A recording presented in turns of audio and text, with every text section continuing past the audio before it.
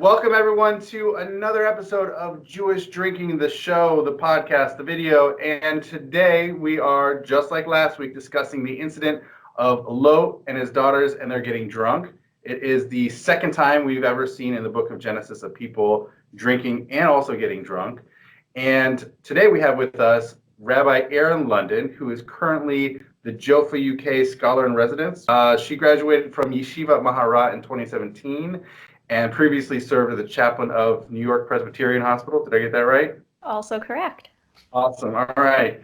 And today we have her on. I'm super stoked also because hopefully this is the beginning of many more women scholars coming onto the show. And I'm super stoked, especially since this incident actually includes women in it. And so this is particularly pertinent. Wouldn't you agree? Yeah. It was interesting looking at some things while I was trying to prepare for this. And I was reading around and where women even come in, how much play did the daughters of Lot have in this? And were they really aware? And are they good? Are they bad? Are they somewhere in between? Yeah, that's great. So before we get our conversation kicked off about the biblical text, Eryn, Rabbi London, what are you drinking right now? Orange, carrot, and ginger juice.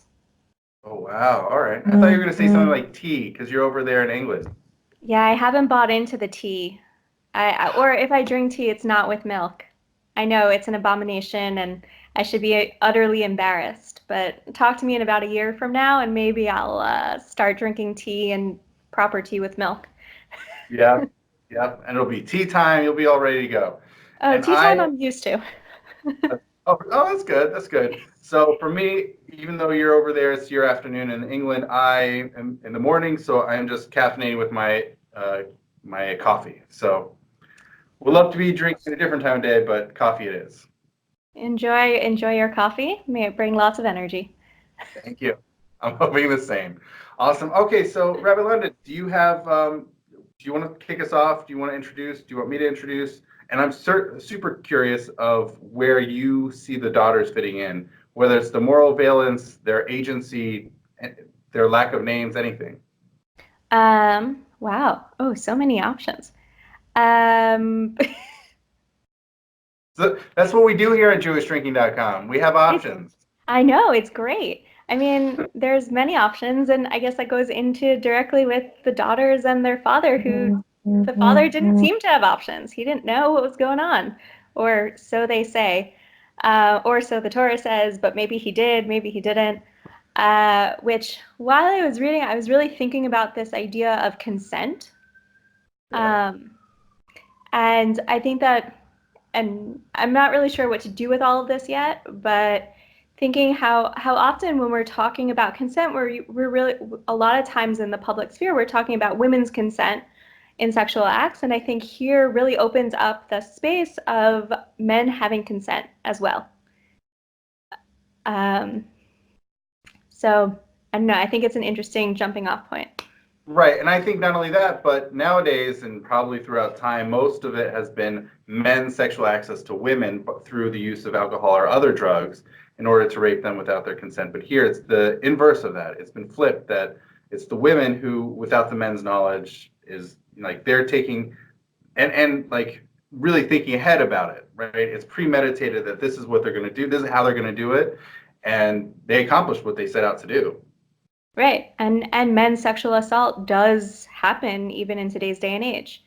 Yeah. So this is a really, I think, an important area that communities, shuls, people should bring into light in light of the story. Yeah. It really leads to it. So being aware of consent. Yeah, I don't know. Right. So something that I mentioned, I know I just posted the video and you haven't had time to check out last week's video. Right. When we're recording this, is one thing that really fascinates me is the knowledge aspect, right? So and I can't help but think about this incident without thinking about the Noah incident. Mm-hmm. And there, Noah wakes up from his wine and he knows what his younger son had done to him, or youngest son had done to him. But here, and he has both a younger daughter and an older daughter, he doesn't know. Like in both times it talks about him, like what happens. He has no idea. And so this is such a fascinating contrast to the Noah story, where he wakes up and knows, and here he's totally not knowledgeable. Which Yeah, is and I think not that the only rabbis easy are to. troubled by that, Oh yeah. actually. Yeah, well, I feel like it was Rashi and a lot of other rabbis were saying that, there's a letter missing, and then so he did know from the younger daughter, he knew at the finishing of the older daughter, and he let the younger daughter still do this. And so maybe there was knowledge, or maybe it's the rabbis want there to be knowledge because this act is so great that how could there not have been any form of knowledge? Um, Yeah, it could be that the rabbis were bothered by, like, really, you wake up in the morning and, like, sure, you've got a hangover, but nothing's different. Like, I think that's what they're bothered. Like, even for him, he must have known something was different. right. Well, I'm sure the daughters must have been acting differently. I can't imagine that they didn't. Next morning, kind of awkward. We may be the Right? last Like on that's Earth, a but weird situation to just everything's as usual, even though we did this weird thing. he Um, wakes up, he's like, oh man, I don't even remember what happened last night. Like what happened? They're like, oh, play you coy. I just don't know. fell asleep. We gave you some wine. All's good. Yeah, I was also reading that the wine they didn't bring with them, and it just miraculously appeared in the cave. Well, we don't know that. Like they could have. I mean, they obviously fled with. It sounds like they probably fled with some provisions. It didn't. I don't think the text says that they left without anything. No, it wasn't the. It was I feel like it's Rashi or Rabbeinu Bechaye. I was reading Yeah. up on this, and it's a midrash that they didn't bring anything, and the wine was just there because God wanted them to have. This is how the continued generation. So then it also brings in this weird thing of like, oh, this drinking and sexual act that we all think is wrong was actually sanctioned by God.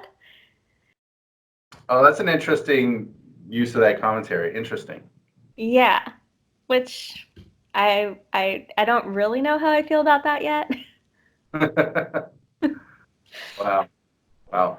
Uh, yeah, I mean, I guess you could take it that direction of saying like, oh, they didn't bring anything with them. They were just such a rush, such a hurry that they just left empty-handed. Or you could say, no, no, no, they brought along their stuff, and like obviously they need food, but you can't live without wine, right? You need that.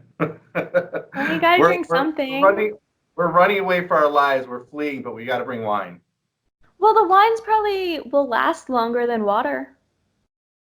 Yeah, it's possible. Like the alcohol content would kill off any bacteria, while water laying stagnant for so long would probably give them some horrible disease.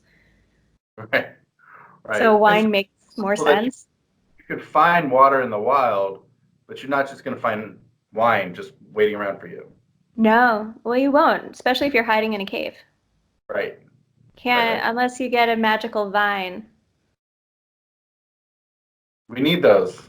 Need those magical Yeah. vines. I mean, Yeah, listen, if Rashbi can get a magical carob tree, they could get a magical vine. it's totally true. It's totally true. Um, Different direction. Yeah. Bit of a take on the lack of names of the daughters. Like Lo, we keep saying his name, but here it's like the older daughter, the younger daughter. Any thoughts on that? Women tend not to have names. Hmm.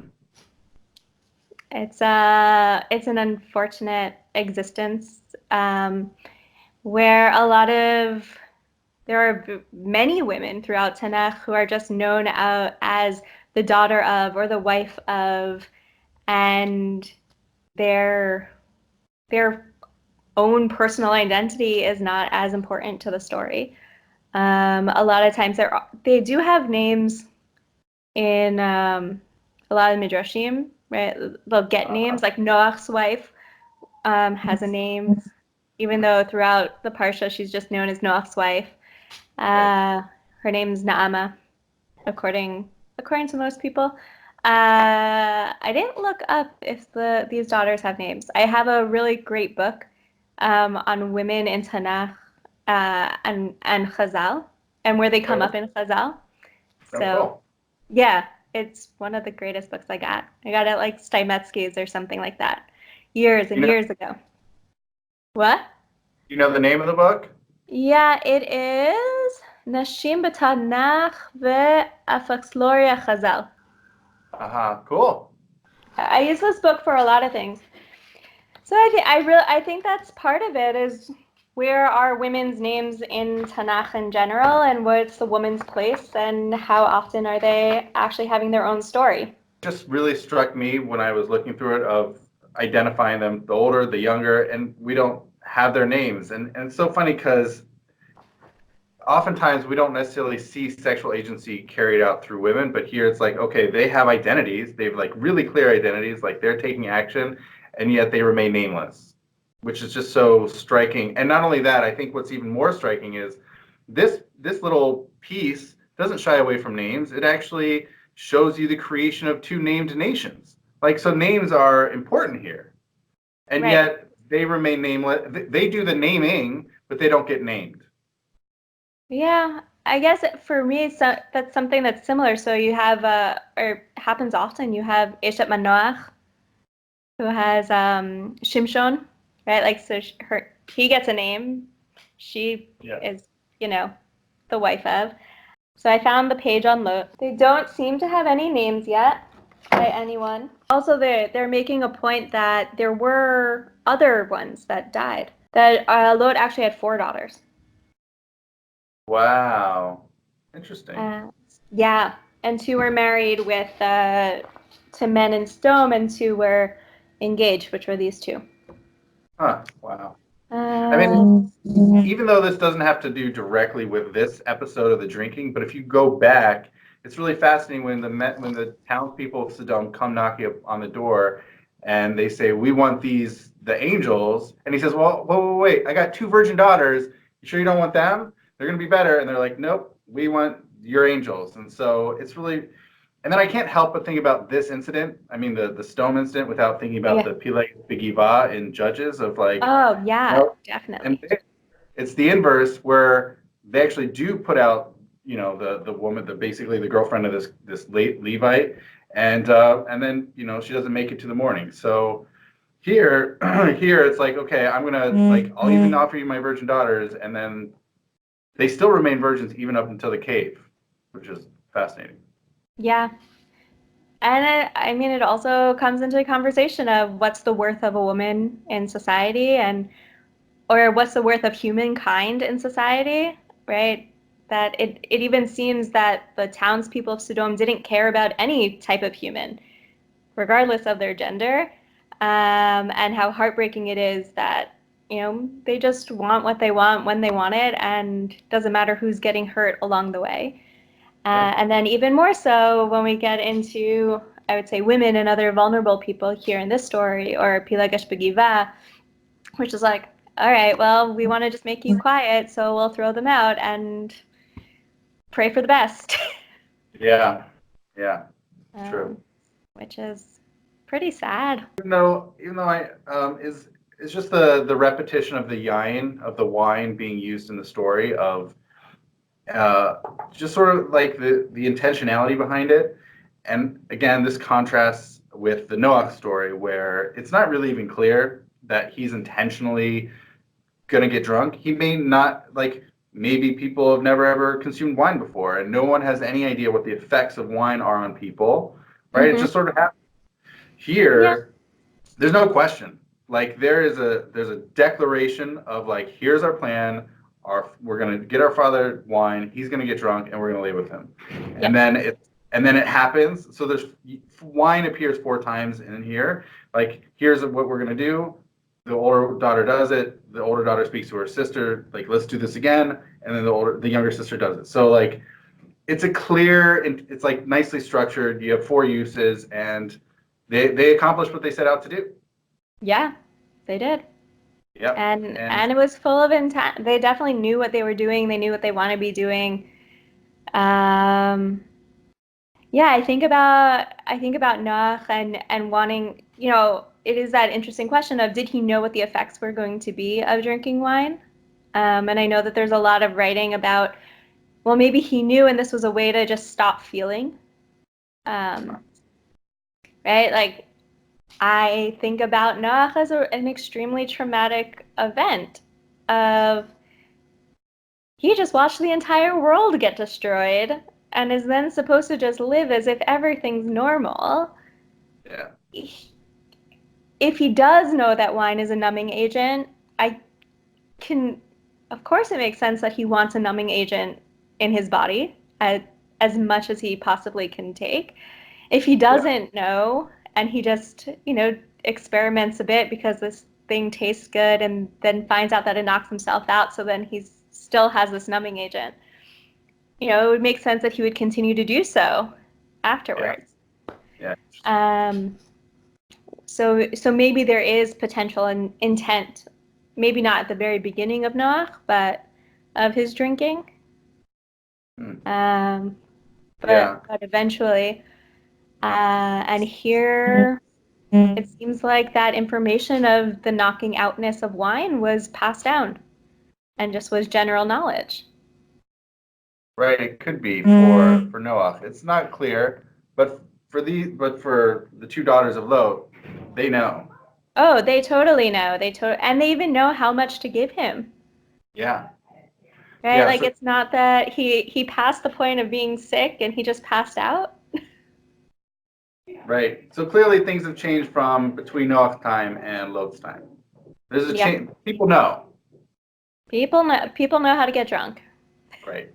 This is for sure. So I'm going to ask you, and this is something I probably should have researched, but I'm just going to outsource it to you. Right. The women, not only women drinking, but giving drink of wine to other people. Do you know other instances in the Bible and Tanakh where that might occur?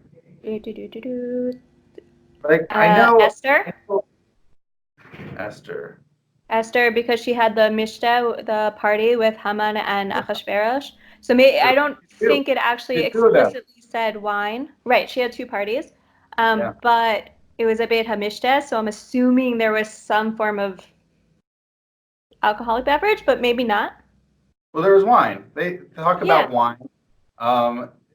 It's funny because there are 8 or depending on how you count, 8 or 9 different instances of a mishteh occurring in the Book of Esther, and it's definitely clear that wine is happening in those drinking incidents. Yeah. So Esther definitely. Right. I'm trying to think about anyone else that might have. Because I know where women popping up giving drink to other people occurs is like the other stories in the Book of Genesis where they're giving water, whether it's to animals or to other people. But I'm trying to think about giving drink of wine, not water to us. Well, Yael. Oh, it's milk. Right? Well, it's milk, but I feel like there's some commentaries that say that it was like milk laced with something, or that she was just performing lots of sexual acts on him until he passed out. Really? Is that a yeah, the Gemara is very. I think it's the Gemara. It's yeah. I was teaching that parsha in camp, and we're putting. What was I doing? I was reading something. I was doing research on it. Yeah, no, it's a relatively explicit. We might have to stay in touch. That could be a totally awesome another episode. Okay, all right. I'll re-find where I found that. But yeah, it seems like that was one of the rabbi's thinkings. Wow, that's really awesome. All right, I'll have to look into that too, but that'd be awesome to have you on to talk about that. Okay, I can talk about that too. If you're still up for it after this episode. All right, we'll talk about what happens after. Okay. I'm trying to think about other women with drinks. Not there's no one else that comes to mind off the top of my head. Okay. So I would say Esther, maybe Yael, possibly, but definitely not in the Pshat. Yeah, it's a good trivia question of like, when else do we see women giving drink, and certainly of the wine variety? It's a good question. Right.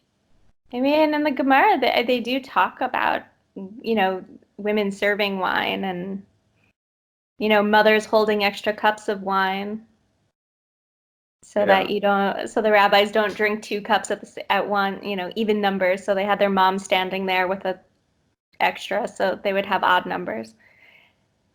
Wow. Then Pesachim. Yeah. And that with all the weird demon, but cool demon stuff. But yeah, their moms are just standing there with an extra drink for them. Wow. Interesting. Okay. Yeah, but I guess if the women were not, or at least not in our text, luring men along with wine parties. Yeah. All right. It's a good. I'm now curious. It's just like it occurred to me, but I'm like, I'm curious. When else do we see this? It's like a drinking agency of women, right? To other people. Well, and it was also, even if we're taking the daughters of Lot and we're taking Esther, there was a purpose in getting the guys drunk. Yeah. It was a way of loosening, either totally knocking them out or loosening them up in order to use power and get or actually heard. Yeah, to get what they want. Yeah, that it's an interesting take on, is that the only way that they were able to use their power? Is that the way that power was being done? Right? Achashverosh was having parties, and even nowadays, if you look at a lot of business culture, that's one of the issues of, that gets spoken about a lot with women and business, is so much happens in the after hours where the guys are going to go drink in, they're having guys time. But the women employees aren't invited. But a lot of business happens in those spaces. So is the bar, is the drinking place, the place where business is happening? And this, by being willing to partake in that, so like Esther, then she's able to get what she wants, be part of the business, and it's not something, I guess, nefarious of trying to get what she wants in the negative way, but rather, no, she wants to be heard, so she has to act like the guys. Right. Which is a very different read on the story that I've never thought about until right now. So it is a very different read. I don't know if it's necessarily trying to be one of the guys, but I'm really deeply fascinated by what you were talking about, the business culture of using not alcohol, not just as like a social lubricant, but even as a trying to accomplish something, like a medium of trying to get something done, whether that's business, whether that's, having children with your father, or, trying to get some political power move going on in Esther. Like it really is. It's like a medium to use to accomplish what you want to get out of it. Right. Well, I think also people for men and for women. Yeah, for both. I think that people are more relaxed or calm, and it's not only about the alcohol content, but it's also about the space. Yeah. It's very different to have a conversation sitting in a bar than it is to have it in someone's office, where there's, definitely that hierarchical situation, versus if you're sitting at a bar, you're both just sitting there together. So there's more equality. And then there's also the alcohol that is taking place and helping with that. It's an interesting parsha. It's an interesting section that has a lot that we can be talking about, I think, in today's day and age. Again, what does that mean about drinking, and what does that mean about consent? And also, again, where's the place of these women who have no names, who change the course of a lot of people? Yeah. Multiple nations, including the Jewish nation. So it's a rich place. Yeah, that's really neat. Okay.